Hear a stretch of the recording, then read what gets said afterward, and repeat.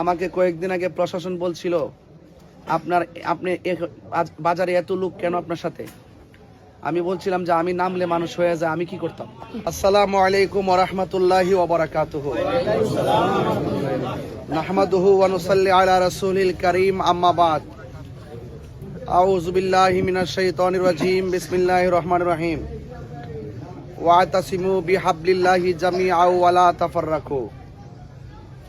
সম্মানিত বোলারজম বাজার ব্যবসায়ী, 4 নং 5 নং ওয়ার্ড এবং এই মিরাশি ইউনিয়নের অনেক ওয়ার্ড থেকেও বিক্ষিপ্তভাবে অনেক লোক এখানে আছেন। টোটাল মিরাশি ইউনিয়নের নেতৃবৃন্দ এবং বিশেষ করে 4-5-এর আমার জনতা আজকে যারা উপস্থিত হয়েছেন, আমি যেই সময়ে এখানে উপস্থিত হওয়ার কথা ছিল, আমি সকাল 11টা থেকে রানীগাঁও পার্কুল থেকে শুরু করে বাগান, চা বাগান সহকারে মোটরসাইকেল দিয়ে সংযোগ করতে করতে বিভিন্ন কারণে আমার বিলম্ব হওয়ায় আমি আন্তরিকভাবে দুঃখ প্রকাশ করছি।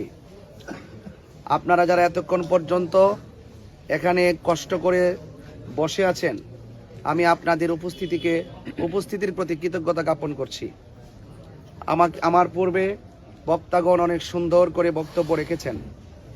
আসন্ন ত্রয়োদশ জাতীয় সংসদ নির্বাচনে হবিগঞ্জ 4 চোরারঘাট মাধবপুর আসন থেকে বৃহত্তর সুন্নি জোট সমর্থিত বাংলাদেশ ইসলামী ফ্রন্ট মনোনীত মোমবাতি প্রতীকে আমাকে মনোনয়ন দেওয়া হয়েছে।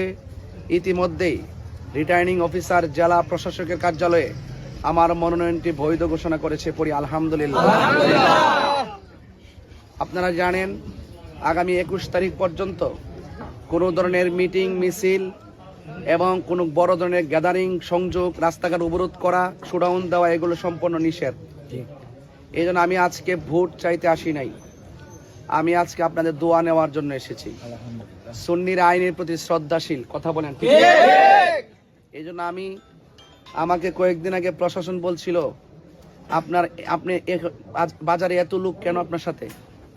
আমি বলছিলাম যে আমি নামলে মানুষ হয়ে যায়, আমি কি করতাম। আমি নামছি নামাজ পড়বো, নামাজের পরে মানুষ বইরে গেছে, আমার কি করার আছে।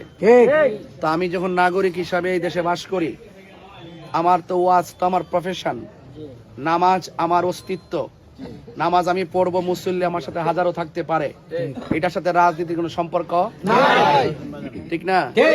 আমি বাজার করতে গেলে মানুষ যদি ভিড় করে, সেখানে আমার এই ভিড়ের সাথে রাজনীতির কোনো সম্পর্ক তো সুতরাং আমাদের ব্যাপারে রিপোর্ট করা, আমাদের ব্যাপারে কোনো অভিযোগ করার ক্ষেত্রে আপনারা যারা অভিযোগ করবেন কয়েকবার চিন্তা করে করবেন, ঠিক না বলেন?